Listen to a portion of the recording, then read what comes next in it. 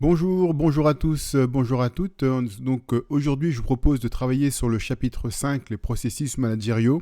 Dans ce chapitre, qui traite des méthodes d'analyse que l'on voit surtout en stratégie marketing, mais aussi en stratégie d'entreprise lorsqu'il s'agit de créer son entreprise ou de créer un projet. Ça peut être un projet ou une entreprise, hein. Ça peut être pour développer son entreprise ou encore faire une reprise. Comme ça peut être aussi un désengagement sur un domaine d'activité de l'entreprise, ce qu'on appelle les domaines d'activité stratégique. On verra la définition un peu plus tard.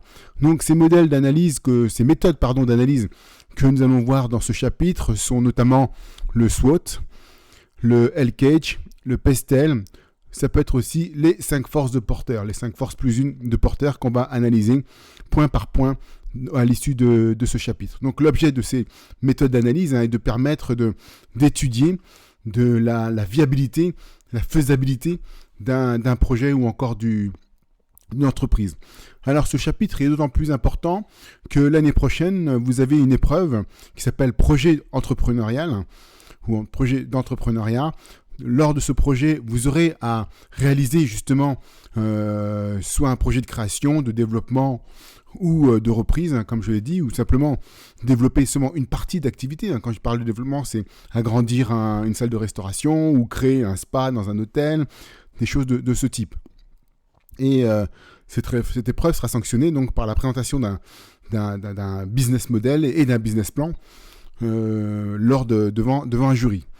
Donc, c'est lors de la construction donc, de ce business model ou du business plan, on fera aussi la distinction entre les deux un peu plus tard, eh bien, vous aurez à faire ce qu'on appelle une étude de marché.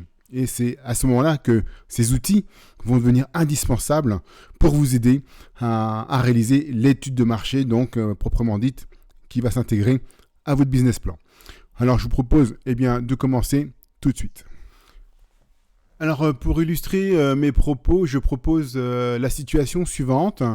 On va imaginer une SAS, une société par action simplifiée, qui s'appelle Avenir, dont la désignation sociale est Avenir. C'est une société d'économie sociale et solidaire. Ça veut dire que, bien qu'elle soit à but lucratif, mais les bénéfices seront totalement utilisés pour un usage social et solidaire. C'est-à-dire que tous les bénéfices seront réinvestis dans des projets ou dans des activités qui concernent le domaine social ou la solidarité. Donc cette société, elle est spécialisée dans l'éducation, c'est-à-dire qu'elle s'occupe de monter des projets ou finance des structures pour le bien de l'éducation, aussi bien pour les adultes que pour les enfants. Et donc cette société, elle envisage la mise en place d'une structure d'accueil qui va être un internat d'excellence, un internat du 21e siècle, pour les élèves et les étudiants de la filière hôtellerie-restauration du lycée Nord Caraïbes. Cette entité, cet internat, aura aussi pour vocation d'accueillir des apprenants venant du reste du monde qu'on appelle touristes de formation. Alors, qu'est-ce qu'on entend par tourisme de formation ? Eh bien, ce sont tout simplement des jeunes ou des moins jeunes apprenants du reste du monde qui viendront dans cet établissement pour y apprendre par exemple le français, langue appliquée, langue étrangère, ce qu'on appelle le FLE, pour apprendre à traiter de l'image au niveau des images numériques, pour faire des montages vidéo ou pour voir des choses plus culturelles et plus spécifiques à la Martinique, comme les danses traditionnelles, comme la langue, comme la culture, etc. Donc aussi, ça peut être aussi des sports de nautique et autres, ou la découverte de la biodiversité caribéenne, enfin en tout cas de la Martinique, visite de la montagne Pelée. Enfin, on peut imaginer que cette structure donc va accueillir des gens venus d'un autre monde, qui vont venir principalement de la Caraïbe, d'Amérique et d'Europe, et que ces visiteurs donc vont suivre le matin par exemple des activités éducatives, comme les langues, le numérique, ce que je viens de dire tout à l'heure, et l'après-midi, pourront faire des activités plutôt sportives et culturelles par le biais, grâce à une agence événementielle qui sera située dans cette structure. Donc cette structure s'appelle la résidence pro. Ça sera finalement un hôtel, un gros hôtel, hein, puisque il y aura 180 couchages, donc à peu près une centaine de chambres, et que cet hôtel sera aussi un hôtel d'application, puisque ce seront les élèves de la filière et les étudiants de la filière hôtellerie-restauration qui auront à charge de gérer cet établissement, aussi bien dans les départements opérationnels comme les chambres, les restaurants et les cuisines, mais aussi au niveau des départements plutôt stratégiques où comme la comptabilité, le marketing, s'il y aura du e-tourisme, le community manager, hein, communiquer, faire la communication auprès des visiteurs, auprès des institutions qui rentrent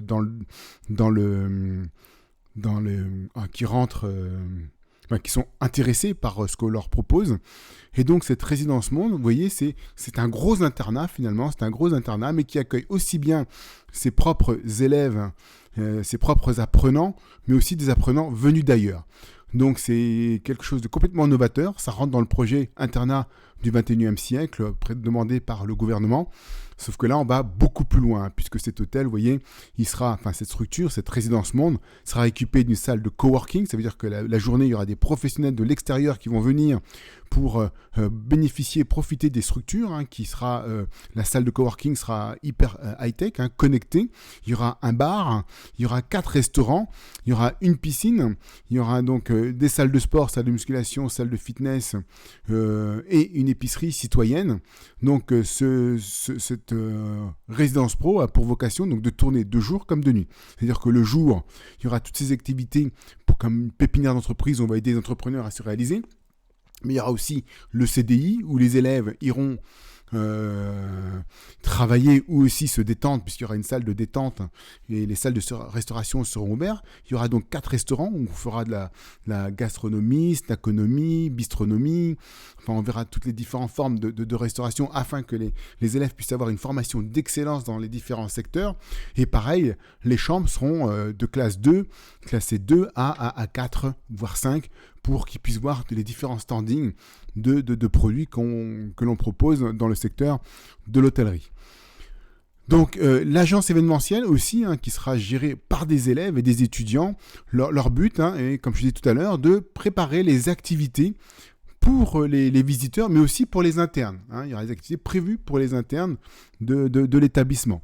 Donc ces activités vont tourner autour du sport, mais aussi de la culture. Donc visite de l'écomusée de la banane, visite des points, les must-to-see de la Martinique, impérativement. Donc les distilleries, les plages, les sites exceptionnels que l'on a autour de la montagne Pelée ou dans le sud de la Martinique, de façon à ce que les visiteurs puissent vivre des moments exceptionnels et avoir une excellente expérience touristique.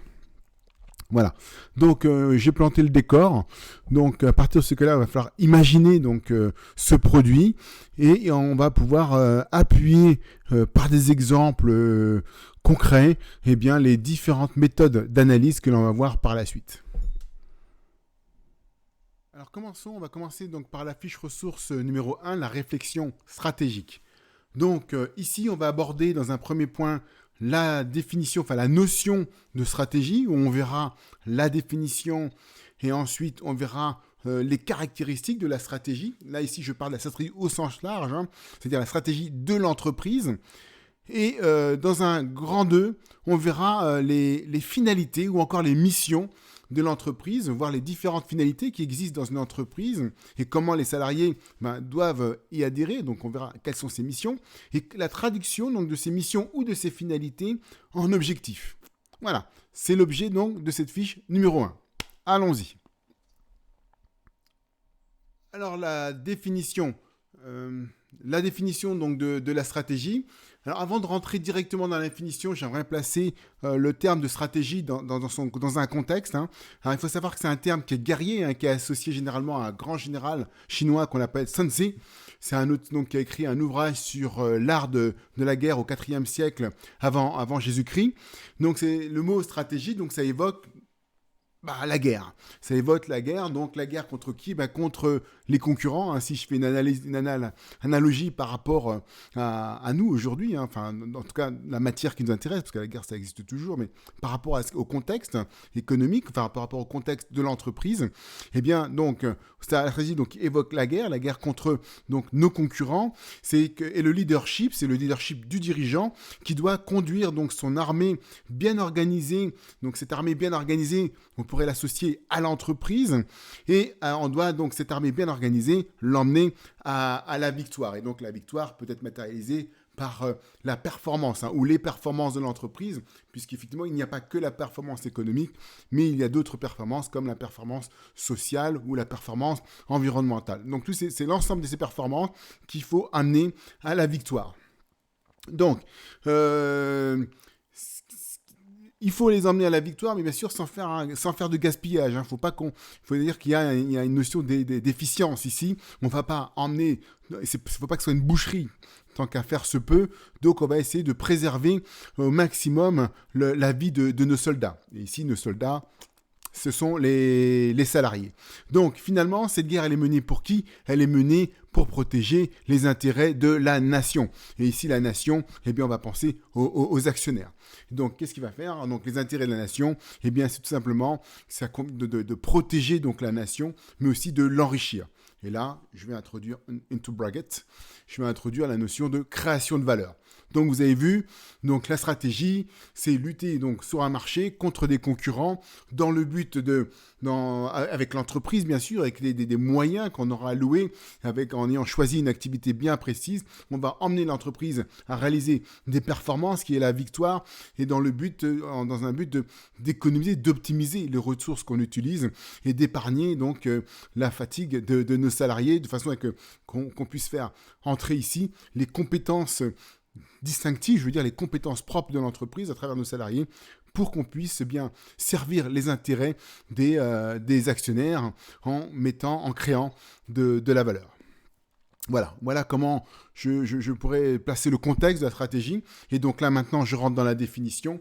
La stratégie, donc, consiste à choisir des activités, donc ces activités, et à louer ces ressources de manière à atteindre un niveau de performance durable, en tout cas, durablement supérieur à celui de ses concurrents. Donc, on va se démarquer de nos concurrents dans le but de créer de la valeur, et en créant de la valeur pour nos actionnaires, on assure ainsi la pérennité de l'entreprise.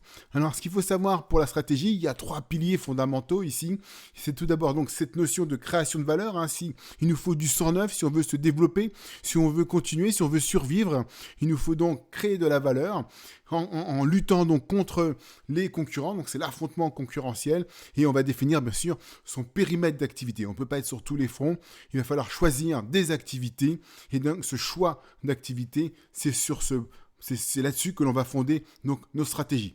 Donc on verra plus tard cette notion de domaine d'activité stratégique sur lequel donc c'est des petits business units, ces petites entreprises dans une entreprise qui aura en amont comme en aval ses propres fournisseurs ou ses propres clients. C'est comme ça qu'on va définir un petit peu grossièrement les DAS.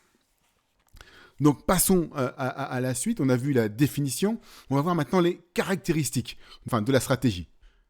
Donc voyons maintenant les caractéristiques, je vais pas rentrer tout de suite dedans, essayer de placer quand même quelques notions sur la prise de décision dans la stratégie. Effectivement la stratégie elle est au cœur du métier du dirigeant, mais la décision en elle-même, elle va reposer sur un ensemble de paramètres invisibles. Parce qu'effectivement, quand le dirigeant va prendre ses décisions, il n'est peut-être pas au courant de toutes les informations qu'il y a autour. Il n'a peut-être pas la formation, ou il est peut-être bien formé. Enfin, d'un individu à un autre, le dirigeant ne va pas prendre à chaque fois, les mêmes décisions. C'est-à-dire que la rationalité d'un individu n'est pas la même d'un individu à un autre. Donc, c'est ce qu'on appelle d'ailleurs la rationalité limitée du dirigeant. Donc, il y a ça, puis il y a d'autres contextes, il y a d'autres paramètres plutôt, comme l'environnement dans lequel il baigne.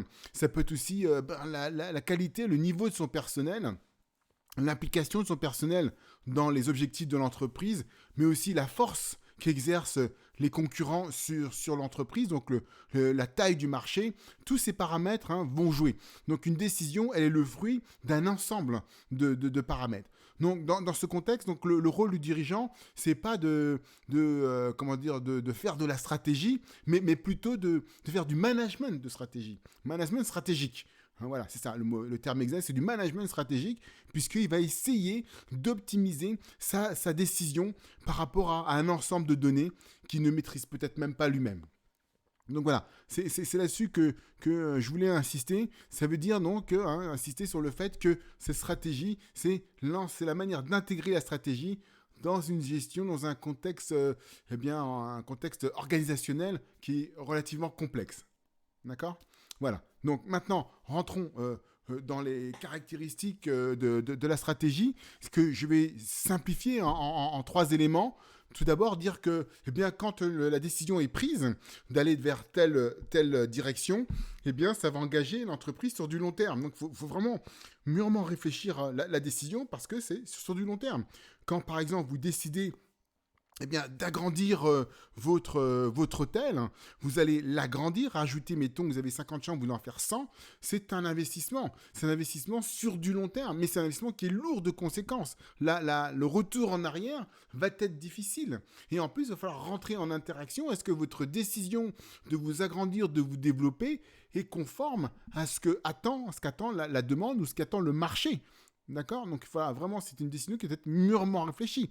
Et cette décision doit être prise impérativement par la direction. Et ça, c'est la 3e caractéristique. D'accord ? Parce qu'une erreur stratégique a des conséquences graves sur l'entreprise. Ça peut entraîner sa faillite, tout simplement. Parce que les investissements sont lourds financièrement. C'est prévu pour du long terme. Si on doit faire marche arrière, ça peut avoir des conséquences dramatiques. Voilà, pour ce qui est de la définition et des caractéristiques de la stratégie. Maintenant, on va passer au grand 2, le grand 2, où on va voir les missions, ou encore appelées les finalités, et les traductions de ces finalités en objectifs.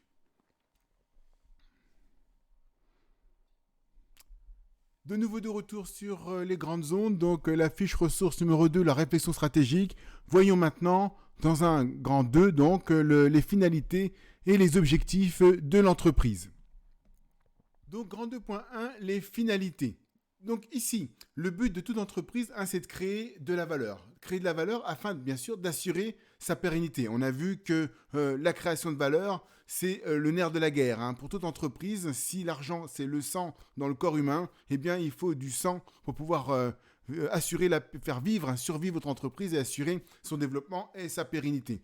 Donc, le dirigeant va s'évertuer à traduire ses objectifs, cet objectif général, qui est la création de valeur, produire la création de valeur, en finalité, qui va être spécifique à l'entreprise, de façon à orienter l'ensemble de l'organisation vers des objectifs communs. Ce qu'il faut retenir de la finalité, elle recouvre plusieurs éléments, que ce soit des finalités économiques, comme on l'a vu tout à l'heure ici, création de valeur pour assurer son développement, pour assurer sa pérennité et diversifier éventuellement l'ensemble de ses activités afin de garder son indépendance, afin de garder une taille critique sur le marché pour être indépendant vis-à-vis des autres concurrents. Mais vous avez aussi des finalités sociales. Les finalités sociales, c'est de permettre donc à vos salariés de pouvoir répondre à leurs aspirations personnelles. Vous savez, les fameuses pyramides de Maslow avec les différentes strates de besoins à satisfaire. Physiologique, sécurité, appartenance à un groupe, réalisation de soi, etc., etc.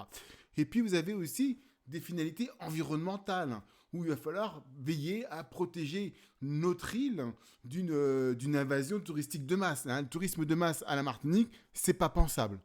L'île n'a pas une taille suffisante pour faire du tourisme de masse. Il va falloir donc travailler sur des niches touristiques qui va veiller à la préservation de notre biodiversité, à la préservation de l'île. Et puis vous avez aussi des finalités éthiques où on va se respecter les uns les autres. On va respecter donc les différentes parties prenantes de l'organisation. Donc voyons je vais donner des exemples pour appuyer ce que je viens de dire au niveau des valeurs fondamentales qui va faire consensus auprès des salariés. On a vu, il y avait les finalités économiques où on a consensus pour les actionnaires en création de valeur, mais il y a aussi dans d'autres secteurs les autres parties prenantes et plus particulièrement ici, je vais m'intéresser aux salariés. Donc, la première aspiration des salariés, c'est le développement durable.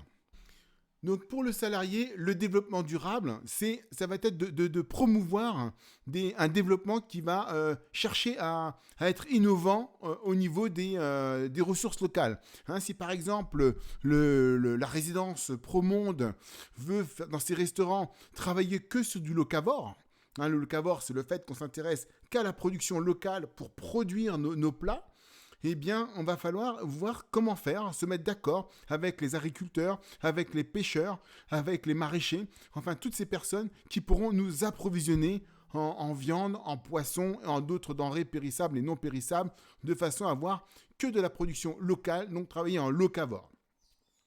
Ça peut être aussi une prise en compte de l'organisation, hein, de la résidence pro, de la protection de l'environnement en mettant en place dans ces structures, dans ces infrastructures, par exemple, le traitement des déchets ou alors des huiles. Hein. Par exemple, les huiles de friture qu'on utilise très souvent en cuisine, on peut très bien mettre une petite infrastructure de traitement de ces huiles pour les transformer en carburant, par exemple, pour les jardiniers qui vont travailler autour de l'organisation, enfin autour de la résidence pro au niveau des jardins, pour les débroussailleuses, les tondeuses, le petit tracteur, etc. Donc aussi, traiter les eaux usées, on peut très bien imaginer un petit étang.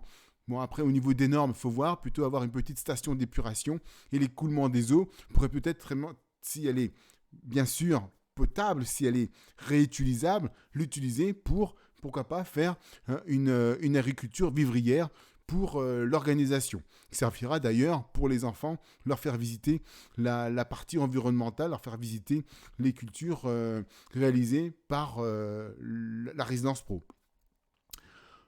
D'autres raisons de créer une résidence pro, là, à Bellefontaine, juste derrière le lycée où il y a 75 hectares à exploiter, donc 2 suffiront largement. Ça peut être aussi pour désengorger le centre. Hein. Vous savez, chaque matin, il y a des bouchons qui partent du nord pour aller vers le centre. Même chose du sud vers le centre. Donc, il faut laisser le centre, il faut désenclaver le centre et penser à répartir les activités sur le reste de l'île. Surtout qu'on sait très bien que le Nord Caraïbe est une zone où on subit une raréfaction des services. Enfin, pour le point suivant, donc la communauté. Donc pour la communauté, je dirais que, comme je disais tout à l'heure, si on veut faire vivre le Nord Caraïbe, il faut arrêter de l'appauvrir. Donc le fait d'amener sur l'île d'autres services que ce qui existe déjà. Donc, on va chercher à diversifier les services existants, à développer. Ça va permettre d'éviter la raréfaction donc, de ces services dans le Nord Caraïbe.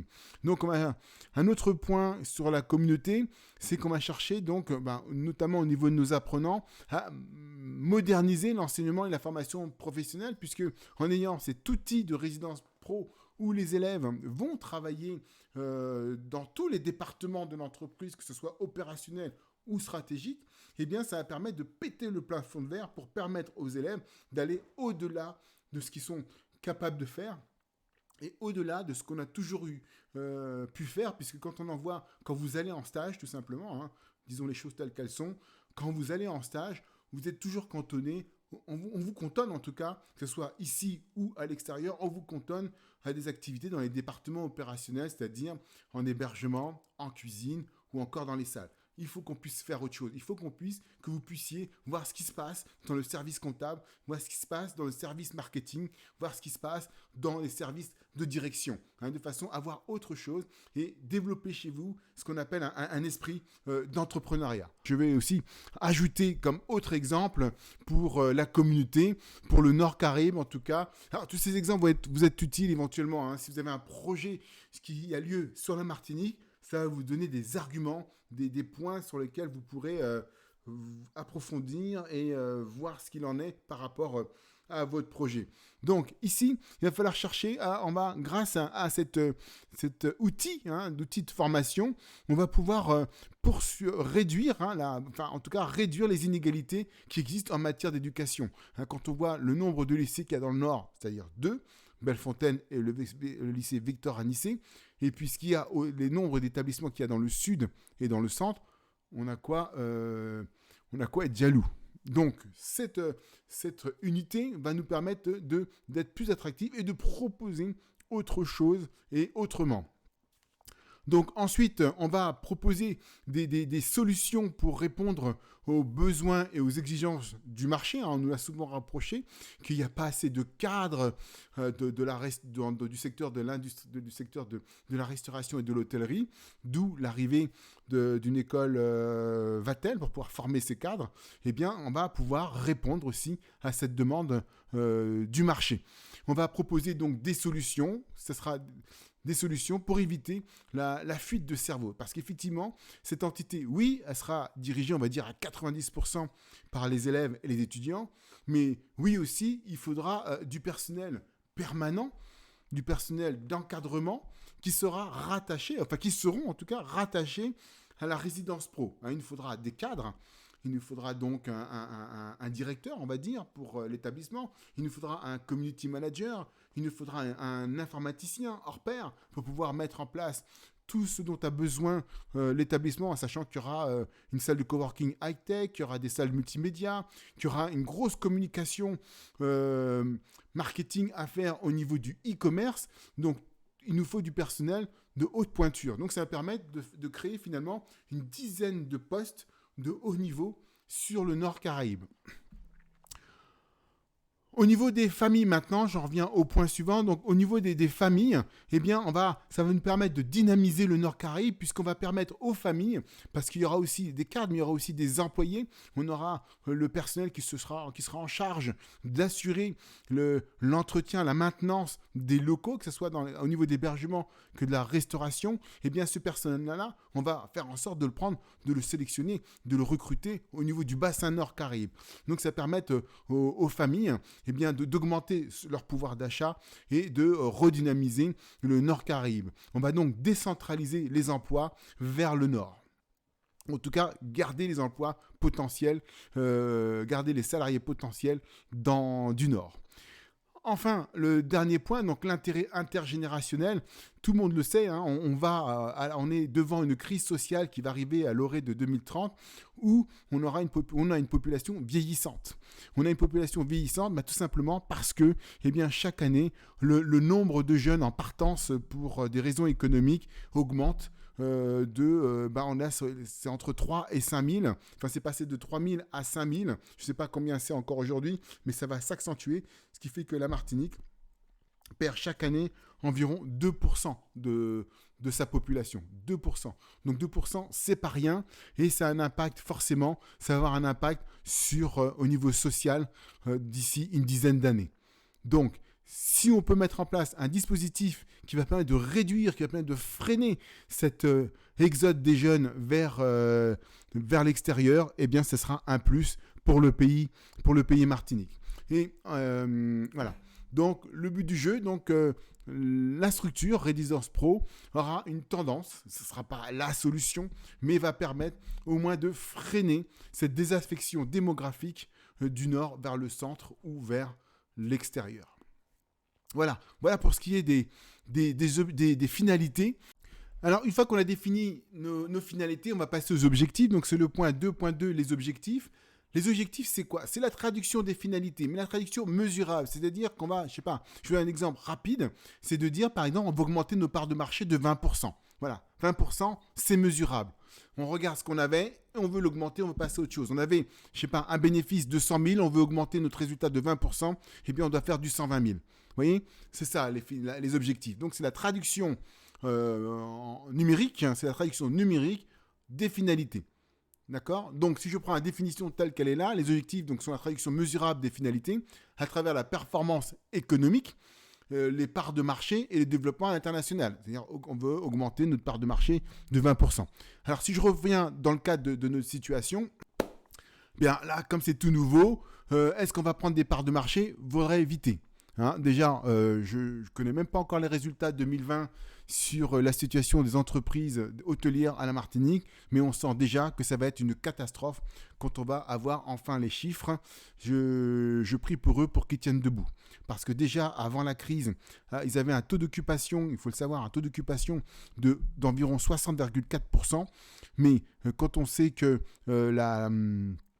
le ratio du personnel, donc le ratio coût du personnel représente 92% du chiffre d'affaires à la Martinique, on se demande comment elles font pour tenir debout. Hein. C'est-à-dire qu'elles sont dans l'incapacité, enfin en tout cas, d'après les chiffres, on voit bien qu'elles sont dans l'incapacité, sauf à faire des crédits, et encore, est-ce qu'on peut leur accorder des crédits?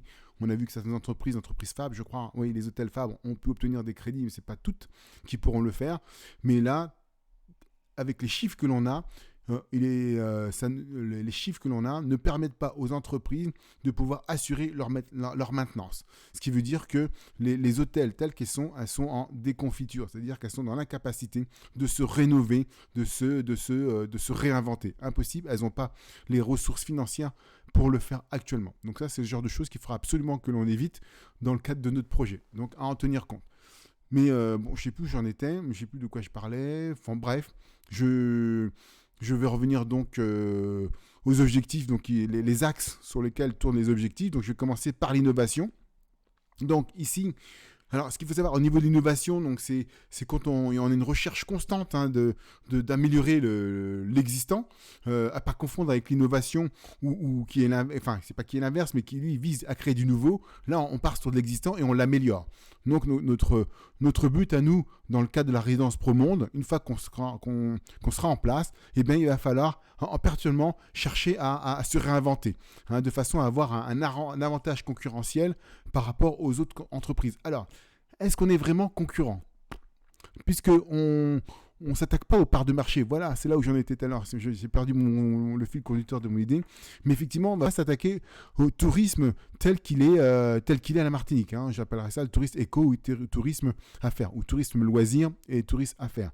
Puisque les hôtels sont déjà en grosse difficulté, on ne va pas en rajouter. Surtout qu'il y a on va fonctionner un peu comme, je crois que c'est le Calanda qui se crée dans le sud de la Martinique, un hôtel 5 étoiles qui est en train de se créer donc sur le sud de la Martinique. La clientèle de cet hôtel-là ne sera pas la clientèle qui existe actuellement. Ce sera un hôtel haut de gamme. Ben, nous, on fonctionnera de la même manière. C'est-à-dire que notre clientèle ne sera pas une clientèle haut de gamme, mais ce sera une clientèle, on sera, si vous voulez, dans une concurrence monopolistique. C'est-à-dire que les clients de l'hôtel, de la résidence pro, ce sont des tourismes de formation. Notre clientèle, elle sera vraiment spécifique. Pour vous donner une idée, le gros volume de notre clientèle sera représenté, on verra ça lors d'études, mais ce sera principalement des gens qui viendront en mobilité entrante Erasmus. Donc voilà, c'est vraiment une clientèle cible, un peu à l'image des hôtels UCPA, de l'UCPA. Vous avez des gens qui viennent pour l'UCPA pour faire des stages de plongée ou des stages de sport nautique. C'est pareil, c'est comme une clientèle captive, voilà. Une clientèle captive. Eh bien, nous, c'est pareil. C'est une clientèle qu'on aura créée. C'est un créneau. C'est une niche sur laquelle on se porte. Donc, on ne viendra pas faire concurrence. Enfin, en tout cas, au niveau de l'hébergement, on ne sera pas concurrent des hôtels existants à la Martinique. Deuxième point, donc la rémunération maintenant, la rémunération des actionnaires. Alors comment la première rémunération des actionnaires telle qu'on la connaît, c'est ce qu'on appelle les dividendes. Les dividendes, c'est la rémunération des actionnaires. Alors, dans le cas de la situation, comment les actionnaires seront rémunérés? Est-ce qu'il y aura des actionnaires? Effectivement, on peut envisager plusieurs plans de financement. On peut envisager un financement de l'hôtel entièrement public, financé par l'État et la CTM. Dans quel cas, on ne parle pas de rémunération, ce sera un internat comme les internats lambda qui peut exister partout ailleurs. Par contre, si on envisage d'avoir une dimension plus privée, parce que finalement la SAS qui est spécialisée dans l'éducation n'a pas pour ambition d'investir dans les infrastructures, mais fait investir. C'est-à-dire que le SAS prévoit le plan immobilier, met en place les structures, mais les revend. C'est-à-dire qu'on peut imaginer le scénario suivant où les chambres sont revendues à des particuliers. Ce qui voudra dire qu'il va falloir penser à la rémunération de ces personnes qui ont investi dans les chambres. Donc il y aura une étude à faire, c'est-à-dire qu'on va calculer la valeur actuelle nette, le taux de rendement interne, toutes ces données comptables et financières que je vais vous donner bien plus tard dans l'année, pas pour l'instant, mais on va devoir rémunérer. Alors, je vais simplifier la chose, on va dire que par exemple, La SAS va prendre 30% du chiffre d'affaires généré sur la mise à disposition des chambres aux visiteurs étrangers, enfin aux visiteurs qui viennent d'ailleurs. Et donc, ça, c'est la rémunération donc des actionnaires, donc des propriétaires des appartements, sera de 70%. Voilà. Voilà, on peut fixer ça, voilà, on va dire que l'objectif de rémunération, c'est 70% du chiffre d'affaires. Point. D'accord ? Ensuite, pour ce qui est de la sécurité, là c'est un gros domaine, effectivement, surtout dans ce type d'établissement. Il va falloir assurer la sécurité physique et psychologique, non seulement des personnels, des apprenants et pas des locataires, mais des internes. Voilà. Donc on va se fixer des objectifs, soit des objectifs de qualité ou des objectifs quantitatifs, mais on va devoir déterminer, là on va chercher le risque zéro, on va tout mettre en place pour que le risque soit de zéro. On va assurer la protection des internes et des visiteurs, mais on va assurer la protection des outils de l'outil de travail. On va augmenter les moyens de prévention, on va chercher à mettre en place des procédures pour les accidents du travail, de façon à ce que parce qu'on n'a que des apprenants, donc il faut éviter l'accident du travail. Donc je ne sais pas. En tout cas, la prévision mesurable, c'est de dire voilà ce qu'on avait. On peut le mesurer, au lycée, il tourne déjà. On peut voir le nombre d'accidents qu'il y a chaque année. Eh bien, on va essayer de réduire. Si on a eu 10 accidents en 2020, eh bien, qu'est-ce qu'on met en place pour réduire ce niveau ? Qu'on ne dépasse pas les 8 accidents. D'accord ? Par exemple. Et puis, enfin, la dimension environnementale, là, c'est pareil. On va mettre en place des clés, des Key Performance KPI, Key Performance Indicators. Key Performance Indicators, voilà, c'est ça. On va mettre des indicateurs, par exemple, ici, pour au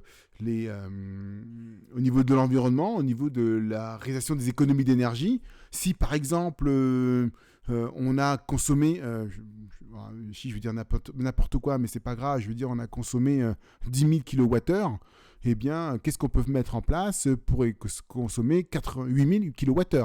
Voilà, donc ça va être l'objectif. On va chercher à atteindre cet objectif des 8000 kWh. Donc on va mettre des interrupteurs qui s'éteignent avec une minuterie.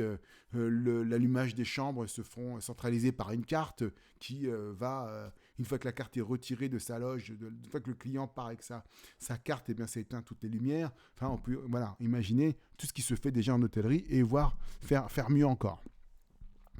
Pareil pour les déchets, comment on peut éviter les bouteilles. On va éliminer les déchets par le principe d'évitement. Par exemple, si on va éviter les bouteilles en plastique, en évitant, par exemple, à chaque fois que vous avez... donc dans les restaurants, on utilisera des bouteilles en verre qu'on va pouvoir recycler. On va utiliser, quand les clients vont partir en activité à l'extérieur, on va leur donner non pas des petites bouteilles en plastique, mais on va leur donner des... Alors, je ne sais pas comment ça s'appelle, ces petites bouteilles en aluminium qui tiennent bien des thermos, quelque chose comme ça. On va leur distribuer des thermos. On va mettre à disposition des thermos pour éviter les déchets plastiques. On va retraiter les huiles de friture. Donc, on va dire, toutes nos huiles de friture, il faut qu'on les retraite à 100%. On va mettre le nombre de litres qu'on va devoir retraiter. Bien sûr, ce qu'on a consommé, bien sûr. On ne va pas créer des idées. Enfin, bref. Et enfin, si on fait de l'emporter, notamment dans l'épicerie citoyenne, on a Belle Boutique aujourd'hui, mais demain on peut imaginer quelque chose de plus grand, de Belle Boutique que Belle Boutique. On peut imaginer donc une épicerie citoyenne sera peut-être toujours Belle Boutique, mais dans une vision plus c'est-à-dire qu'on pourra vendre les fruits et légumes de nos agriculteurs, le poisson et la viande de nos éleveurs et pêcheurs, etc. Mais aussi les plats emportés, on peut très bien les imaginer, non plus comme c'est déjà fait, il y a une grosse prise de conscience à ce niveau-là, au niveau du lycée. On voit que les emballages polystyrène ont été remplacés par des emballages carton. Voilà, c'est ça. On va chercher, je pense que même le mieux serait qu'on ait des emballages verts qu'on puisse recycler. Enfin, réutiliser, ou que le client vienne avec son emballage vert et on lui met le contenu dans son contenant. Voilà pour ce qui est des objectifs. J'espère que vous y voyez un peu plus clair. Donc, on va remplacer les emballages plastiques, tout ce qu'on vient de dire, et on va mettre des chiffres, on va mesurer ça, on va mettre des valeurs, d'accord ?